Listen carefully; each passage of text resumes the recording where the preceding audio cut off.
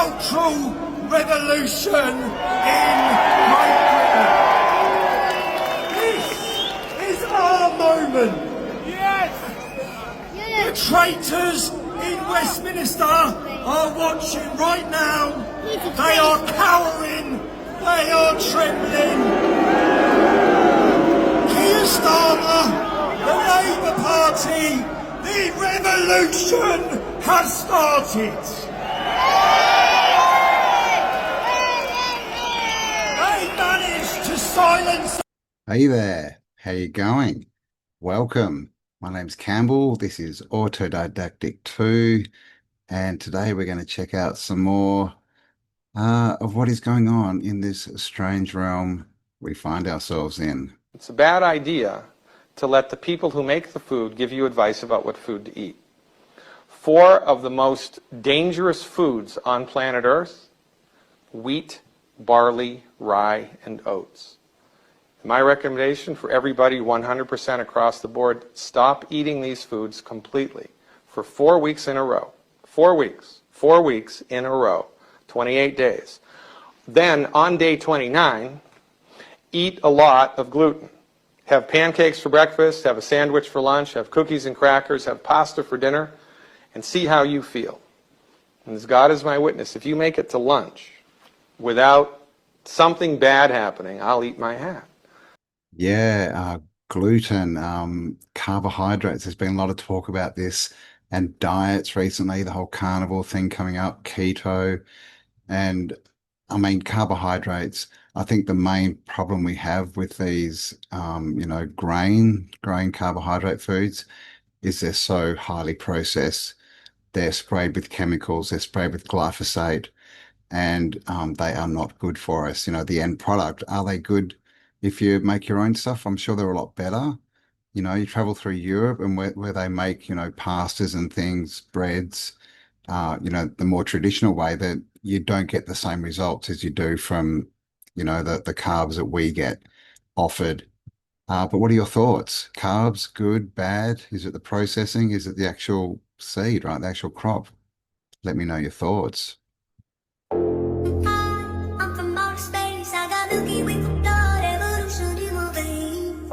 I'm gone, I've been far away. I'm illuminated now, I make the move, start the waves. I've been breathing on my fire for a long time. I had a vision from the birds, they wanna go inside. I'm officially delegated away. I'm your future, past and present, I'm the spotlight. Yeah, I'm a listening of this illusion. I am not really here, I'm an intrusion. I don't swim or sing, I just flow. I don't need gravity, I don't need roll. When I move, it's it up with a rumble. I will never ever fall, never stumble. And I don't need to be humble. Break down walls, let Jericho come. When I'm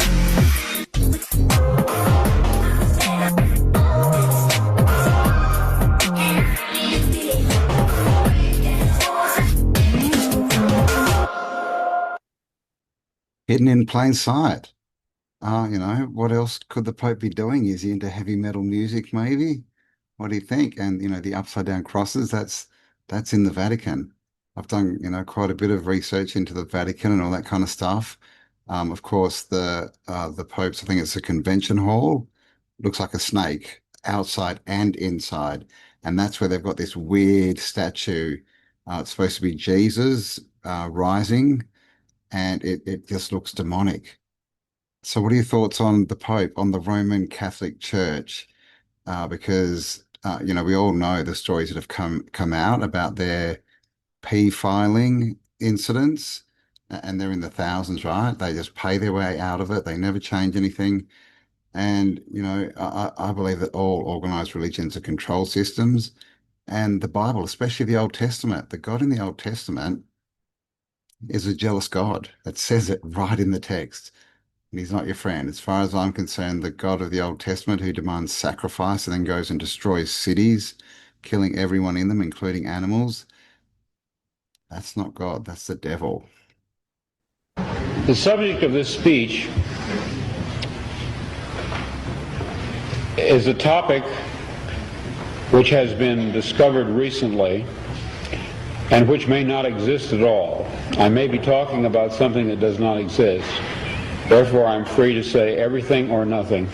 I, in my stories and novels, often write about counterfeit worlds, semi-real worlds, as well as deranged private worlds, inhabited often by just one person, while meantime the other characters either remain in their own worlds throughout or are somehow drawn into one of the peculiar ones. This theme occurs in the corpus of my 27 years of writing. At no time did I have a theoretical or conscious explanation for my preoccupation with these pluriform pseudo-worlds, but now I think I understand. What I was sensing was the manifold of partially actualized realities lying tangent to what evidently is the most actualized one, the one which the majority of us, by consensus gentium, agree on. Later that day, back home again, but still deeply under the influence of the sodium pentothal, I had a short, acute flash of recovered memory. Then, in mid-March, a month later, the total body of memories, intact and entire, began to return. You are free to believe me or to disbelieve, but please take my word on it that I am not joking. This is very serious, a matter of importance. At that time, I had no idea what I was seeing. It resembled nothing that I had ever heard described. It resembled plasmic energy. It had colors. It moved fast. It collected and then dispersed. But what it was, what he was, I am not sure even now. In other words, it's a common theme in my writing that a dark-haired girl shows up at the door of the protagonist and tells him that his world is delusional, that there's something false about it. Well, this did finally happen to me. I even knew that her hair would be black. I had an actual complete sense of what she would look like and what she would say. She did appear. She was a total stranger, and she did inform me of this fact, that some of my fictional works were in a literal sense true. I wrote out these dreams in novel after novel, story after story. To name two in which this prior ugly present obtained most clearly, I cite The Man in the High Castle and my 1974 novel about the U.S. as a police state called Flow My Tears, the Policeman Said. I'm going to be very candid with you. I wrote both novels based on fragmentary residual memories of such a horrid slave state world. People claim to remember past lives. I claim to remember a different, very different present life. I know of no one who has ever made this claim before, but I rather suspect that my experience is not unique. What perhaps is unique is the fact that I am willing to talk about it. We are living in a computer-programmed reality, and the only clue we have to it is when some variable is changed and some alteration in our reality occurs. We would have the overwhelming impression that we were reliving the present, déjà vu, perhaps in precisely the same way, hearing the same words, saying the same words. I submit that these impressions are valid and significant, and I will even say this: such an impression is a clue that at some past time point a variable was changed, reprogrammed as it were, and that because of this an alternative world branched off. Well, that was Philip K. Dick, the famous author who's written a lot of books about, different timelines, different realities, dystopian futures, and I guess sideline timelines. And his book, Do Androids Dream of Electric Sheep, was made into a movie that became Blade Runner. But what do you think? This is what he says, is that he was getting visions of alternate realities, and this is where his stories came from. So he's talking about timelines, different timelines. And, we've had a lot of talk about that in the last couple of years, haven't we? And then he was talking about when things change is when you know that it's a program. And that made me think of the Mandela effect. So let me know, what do you think? Is this a simulation? Like, are we inside a computer purposely made simulation, like a game of sorts? Or is it more, a simulation that is free flowing and we just happen to control it? Because simulation theory is big at the moment, right? So let me know in the comments, is this all a simulation? Can you believe this? 10,000 real eggs cost $2,000. But 10,000 fake eggs cost only $100. That's a mere 20 times difference in cost. And yet, these fake eggs often look even more perfect than real ones. Fried, boiled, or scrambled, they can pass for the real thing. Many people think they're paying extra for organic or eco-friendly eggs, but the truth may be shocking. They're eating a keto chemical formula disguised as an egg raw. The secret lies in factory techniques. First, a transparent, sticky liquid is mixed to imitate the shine and flow of egg whites. Then, a yellow liquid is injected into a mold, perfectly replicating the bubbles and texture of a yolk. Once cooled and solidified, the mixture is coated with a shell made of calcium carbonate powder and adhesive. Crack it open, and it even makes the same crunch sound as a real egg. From start to finish, it takes only a few minutes to produce a perfect fake egg. Served on the table, it can fool almost anyone. But here's the question. If the egg in front of you might be this kind of chemical egg, would you still dare to eat it? Oh my God, no. Chemical eggs. And, a lot of videos have come out showing people who have bought eggs and they're just not right. A lot of them cook and they look like plastic. I mean, and this is going on hardcore, right, with all of our food. Like they're really, really upping the pace at which they're poisoning us, right? Let's not beat around the bush. Fake food everywhere, printed meat. It's really getting crazy out there. Okay, so I just put, do they make fake eggs minus the AI, right? Fake or synthetic eggs, how are they made? Times of India. Then we've got, up the top, it was just all crap, right? High-tech fake eggs offer better clues to wild birds, fake egg. So it's all, they're putting it all to do with saving animals, right? Saving the world, right? Because we're all killing it, or at least that's what they want us to think. Fake or synthetic eggs, how are they made? Side effects and ways to check purity. Eggs are known over the years. Now a new problem has arisen to meet the demand in the market and earn extra money. Food Standard Authority of India says the market players are making fake eggs. There you go. India's reporting on it. Yes, you heard that right. Fake eggs. These eggs look similar to real eggs, but are made of synthetic materials and harmful chemicals. Eating these eggs can cause significant damage to your health. So there we go. Fake eggs are real. So, I mean, be careful, right? Buy organic, buy from markets, get some chickens, because it's getting crazy out there. But I mean, the craziest thing is, how can it be cheaper to build a factory and all the machinery you need and then produce fake eggs? How can that be cheaper than having a chicken lay one? That makes no sense at all.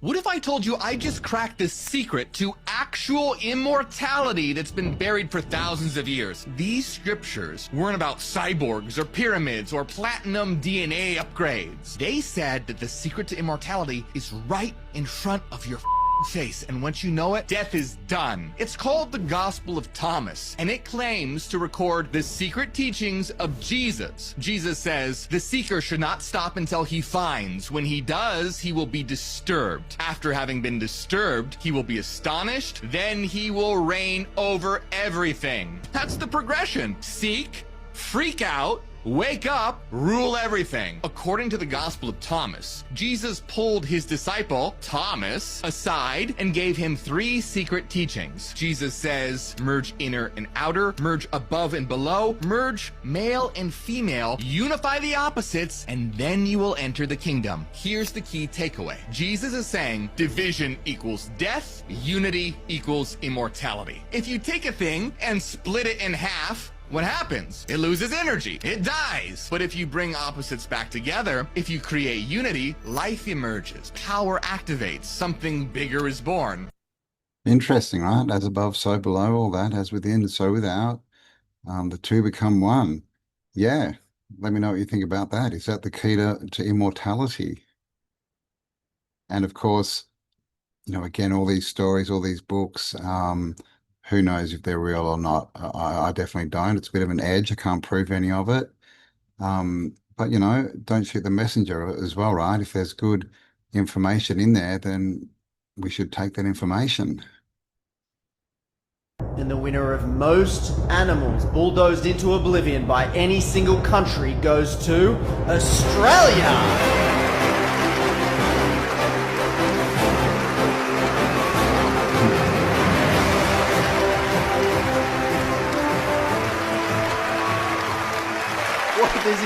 This is an absolute honour.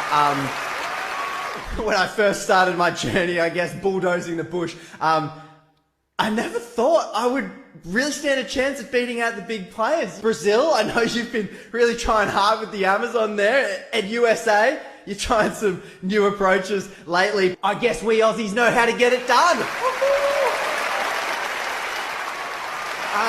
I've got to thank some people. I would not be standing here before you today if it wasn't for the logging industry. And special shout out to our piss weak nature laws. Honestly, you've made bulldozing forests easier than getting a coffee at 7-Eleven. So, I mean, hey Albo, this is really for you, mate. So thank you so much. I know we've achieved together the highest deforestation rate in the developed world. And I guess all I can say is koalas, you're endangered now, but I'm coming for you. I'll be doing everything I can to... they're playing me off. Okay, hang on. It'll take a strong set of rules to stop me. Thank you. A bit of humor, but not a very funny topic. It's true. Australia, all of our animals, that are the symbols of Australia, the koala, the platypus, the wombat, all on the endangered list, all of them. They're letting mines go up in habitats of endangered animals, and these stupid wind farms are wiping out habitats, especially of koalas. The Victorian government a couple of months ago went out and culled 600 koalas, and it's an endangered species, right? And of course they did that to help the koalas. I won't go figure that logic out. But it's a shame, right? And these psychopathic parasites are still doing this. They don't care. They just want to rape and pillage the earth for everything they can get out of it, which is a big clue that they are not us. They really sat the blood and crip element right next to each other and spelled out the word gauge. Diabolical. Gauge means to bind someone to a pledge. It's also an alternative spelling for gauge, the measurement of a gun barrel, or a measuring instrument. Are you gauging the situation? The words gauge and cage are related in Middle English. That would make you a prisoner of a pledge. But who are you pledging to? 31 plus 32 equals 63. European. A British knight. But here's where it gets interesting. The element with the atomic mass of 63 is copper. Cu. ICU. Is cocoa isn't copper toned? Ah, I see. It's you versus you. Clever. Let's talk about some unification. In alchemy, the blue upside down triangle is water and feminine energy. The red triangle represents fire and masculine energy. Blue, red, crip, blood, shark boy, lava girl. On top of each other, they form a 6-pointed star, or Merkaba, the light body vehicle. Let's play with the numbers some more. 32 minus 31, 1. Gallium, 69.723. Germanium, 72.630. Add it up and we get 142.353. An isotope for neodymium. Neo, the one. An average atomic mass for neodymium is 144. The 144,000 chosen ones. And peep how the picture for neodymium is purple. Red and blue together, purple. The 6-pointed star emoji is purple. The movie Color Purple did end in front of a tree. Cancer rules the family tree. I'm just saying. It's giving purple rain. Speaking of rain, let's gauge another measurement. Blue 42. I said this phrase was random, but there's actually nothing random about this phrase at all. Blue 42 is a thing because when light refracts into a water droplet, the red wavelength bends at a 42-degree angle, creating a rainbow. Most of you are familiar with the pride flag, and you should have pride in who you are.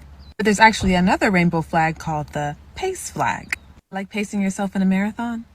Okay. The PACE flag is the flag for peace. P.O.P., Prince of Peace. P.O.P., hold it down. She wasn't standing in front of the handicapped cripple sign. Crips wear the blue flag in tribute of a Crip named Buddha. That isn't related to the True Religion logo?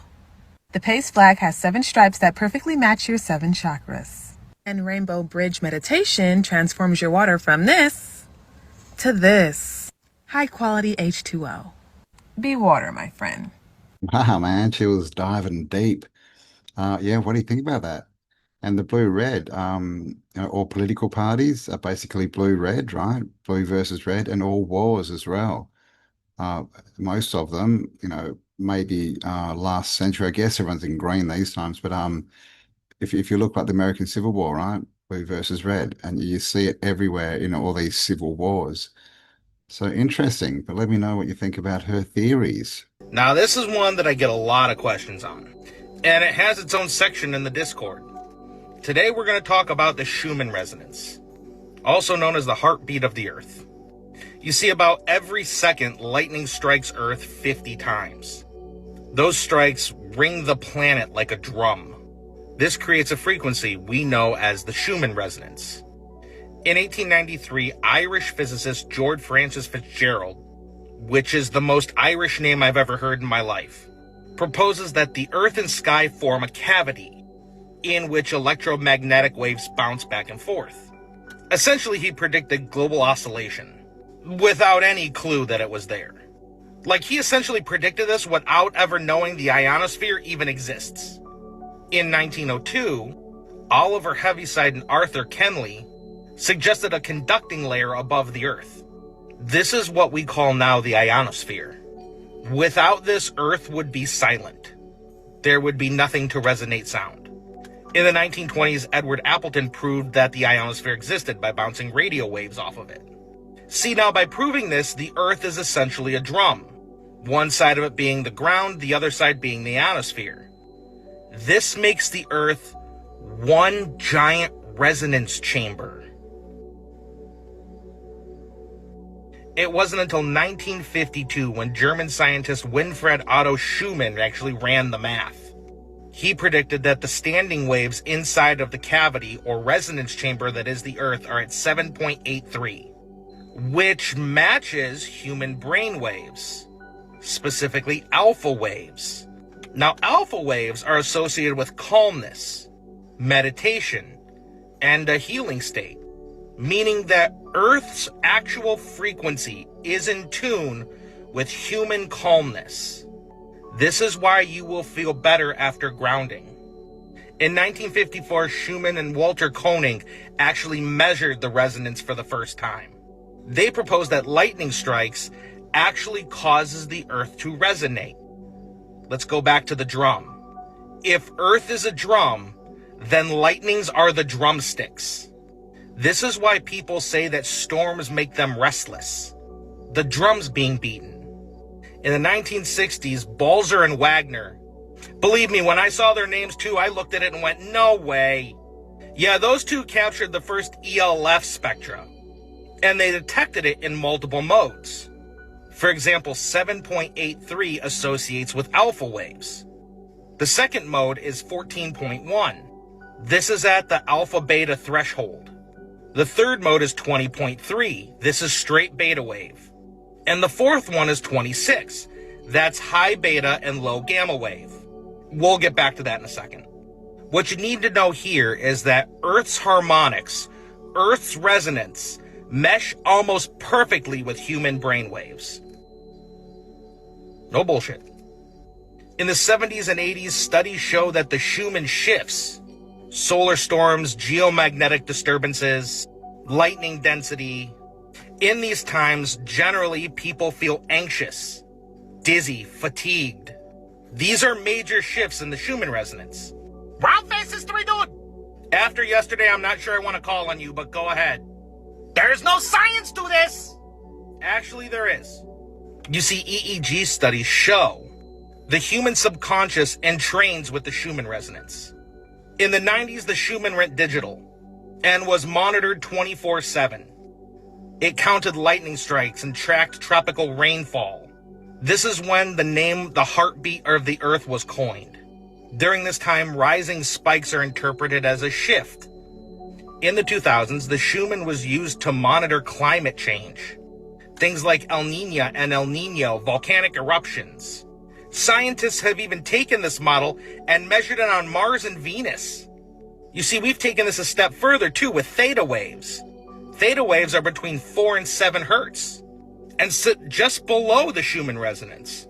In the 2010s, spikes are recorded during solar flares, geomagnetic storms. These can cause insomnia, migraines, vivid dreams. And we interpret these as upgrades or breakthroughs. So let's tie this up a little bit. If Earth is a drum and lightning are the drumsticks, the Schumann resonance would then be the stethoscope. From 2020 till now, the Schumann is measured 24/7. You can find it a bunch of different places. I have an app. Scientifically, it's used to monitor space weather, solar storms, study climate change impacts, and track atmospheric disturbances. See, now we can prove that it harmonizes with humans. Theta waves are 4 to 7 hertz, just below the Schumann resonance. Alpha is 8 to 12 hertz. That would make these waves fundamental because the resonance is 7.83, matching Earth's harmonics. Beta waves are 13 to 30 hertz and harmonize with mode 2, which is 14 to 26 hertz. And gamma waves are 30 hertz or higher. Now the Schumann really doesn't get up that high, but the harmonics brush against it. Okay, so here's the big takeaway. The Earth resonates at the same range that human consciousness does. See all that stuff that you heard, that hippy-dippy stuff? That people saying the humans and Earth are connected? Yeah, we can scientifically prove that. Why do you think we call it Mother Earth? Thank you, TikTok history teacher. He's a smart dude. He's got some really good videos done about the planets and the space and all that kind of stuff, though. You know, if the Earth is a drum and lightning are the sticks, doesn't that make Earth flat? How does this all work on a spinning orb going through space without any barrier between the enclosed atmosphere, pressurized atmosphere, and the vacuum, by the way? But that was interesting, you know, when he was talking about our minds are entrained, right? Which basically mean they sync up with the energy of the Earth, and it's to do with calmness, like a calm demeanor. Is that why all these frequency weapons are being used? You know, we've all seen these clouds with the frequency shape, you know, modulation going through them. Is that what they're doing? Are they trying to mess with the Schumann frequency, right, to mess with us? But I did not know that the Schumann frequency was all based around lightning hitting the Earth. Interesting. Carl Jung discovered that everything you hate about others is actually hiding inside you. This wasn't just a theory.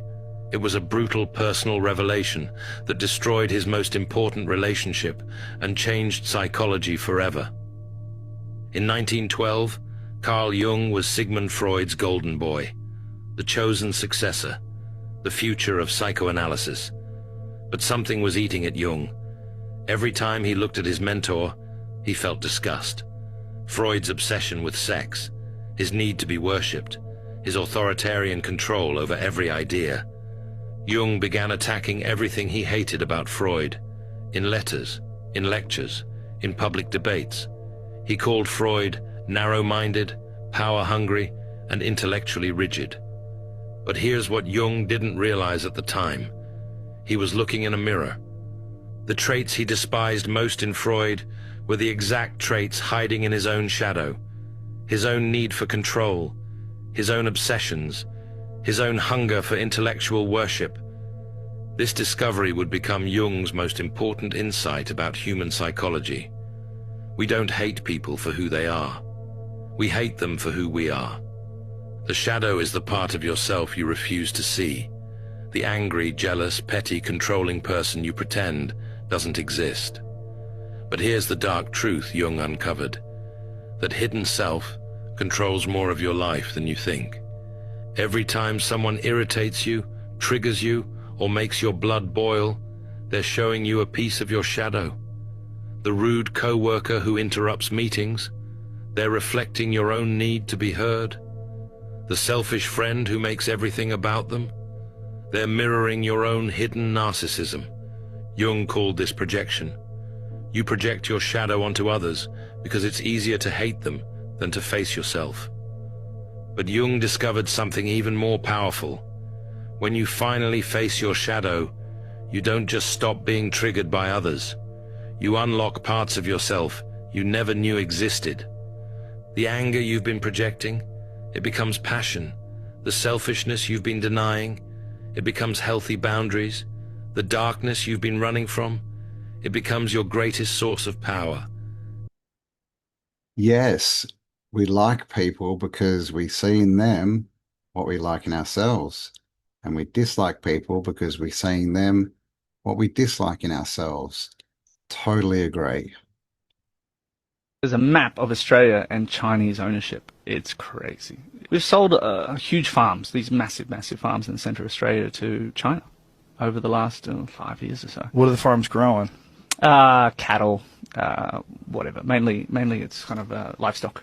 The sheer area is what's crazy.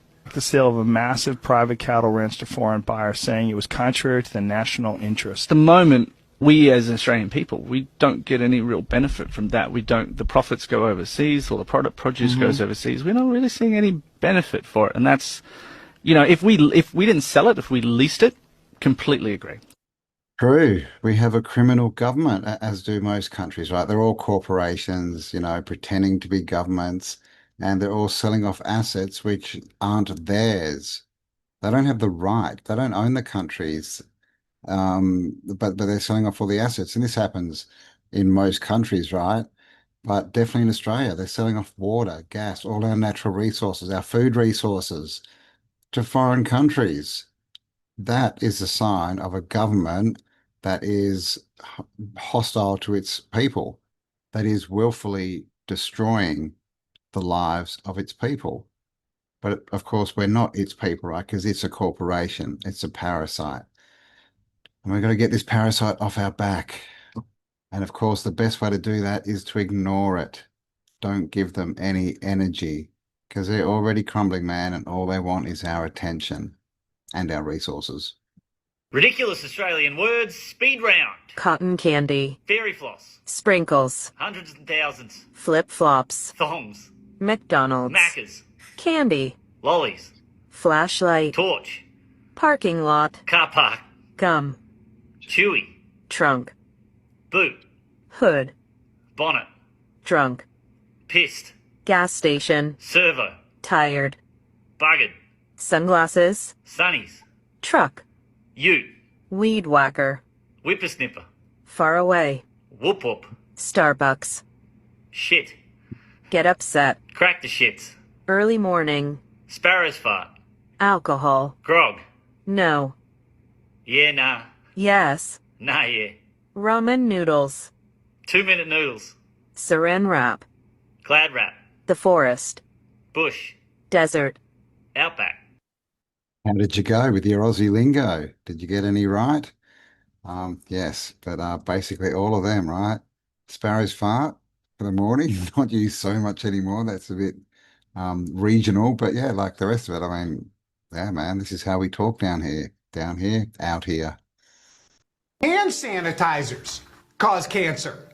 There's an ingredient in hand sanitizer. Thank you. I said that too. Put that in the Kevin Was Right's file. And now they've also said sunscreens. And remember, I said it. Sunscreens cause cancer. I said this and I got crucified. I said, idiots put sunscreen on their body. I said, to get rid of the sun, to stop a sunburn. Hey, you don't want a sunburn. Put on a hat, put on long sleeve clothes, and don't stay out in the sun for 10 hours. But I pointed out something, that the people that have the highest rates of skin cancer are the people who use the most sunscreens. And everyone went ballistic. Now, you don't want a sunburn, but unless you're using an all-natural sunscreen, if you're using the common ones, it says right here, sunscreens and other consumer products put on the skin also now have been found to cause cancer, including shampoos and moisturizers that you put in your body. Your skin is the largest organ in the body. Whatever you put on your skin is absorbed into the body. So I said it, and I was right. I said, if you can't eat the product, don't put it on your body. So if the product says, do not consume, if you consume this or swallow it, call Poison Control Center. So you're putting this stuff all over your skin, but it says if you consume it, if you drink it, if you eat it, if you get any in your mouth, call Poison Control Center immediately because it's highly toxic and poisonous and you're gonna die. But no problem, just put it all over your skin and it absorbs into the skin. Agree. Do you wear sunscreen? I've never worn sunscreen, and I live in Australia. I'm fairly brown, and I spent most of my working life outside in the sun, and I never wore sunscreen, and I've never had any skin cancer, any kind of cancer, anything like that. I try and keep toxins away from myself. I definitely don't cover my biggest organ, right, my skin, in chemicals. So if you're using sunscreen, you might want to have a think about it and read the ingredients of what's in there. But also, he's right? If you don't want to get burnt, wear a hat. Start going out in the sun for an hour, then more. Like you've got to build up your protection, your natural protection. Don't just go out with white skin for 10 hours in the sun. That's just silly. But long-time use of all this stuff, even the shampoo, right? Conditioners, body washes, all this stuff. I'm basically on natural soap. I'm using bicarb soda and water for my shampoo at the moment to get my beautiful locks. But yeah, let me know. Do you use sunscreen? Life doesn't punish you loudly when you ignore what matters. It punishes you silently. Not with pain, but with wasted potential. Not with loss, but with the slow erosion of self-respect. Every time you delay what's important. Every time you say later. And you teach your brain that comfort is more valuable than purpose. And that is how greatness dies, not with failure, but with distraction. Most people live like professional avoiders. They fill their days with noise, tasks, errands, everything, except the one thing that could change their life. They're not lazy. They're unfocused. They're addicted to what's easy, not what's essential. But let me tell you something Napoleon Hill discovered a century ago, and it's as true now as it was then. Every successful man must learn to force himself to do what he should do when he doesn't feel like doing it. Yeah, right, agree. I was doing ice baths last year. Haven't done any this year, but did them for like 18 months. And you've got to force yourself every time. You never get used to it. Got to force yourself to get in there, to do something you don't want to do, go against your mind. Then you got to force yourself to stay in there. So things like this, where we make ourselves do things we don't necessarily want to do, or we get out of our comfort zone, definitely are helpful at just turning us into more of who we're supposed to be, right? So if there is something that you want to do, begin it, right? That's it, begin it, right? Action has magic and power in it. I think that's from Rumi. The longest journey starts with the first step. Whatever it is, just start. Do it, right? And you definitely do not wait until a point where you think you know how to do it, because you'll never get there, right? A saying I use quite a bit is, I don't know what I'm doing, but I'm doing it anyway. All right, guys, there we go. Thanks for spending some time with me. Hope you enjoyed that little romp through the world that we inhabit. Please do leave me a comment. I'd love to hear your thoughts. Give me a like and subscribe if you haven't already. Share this video around, all that kind of good stuff. And stay awesome. And I'll talk to you all on the next upload. Bye for now.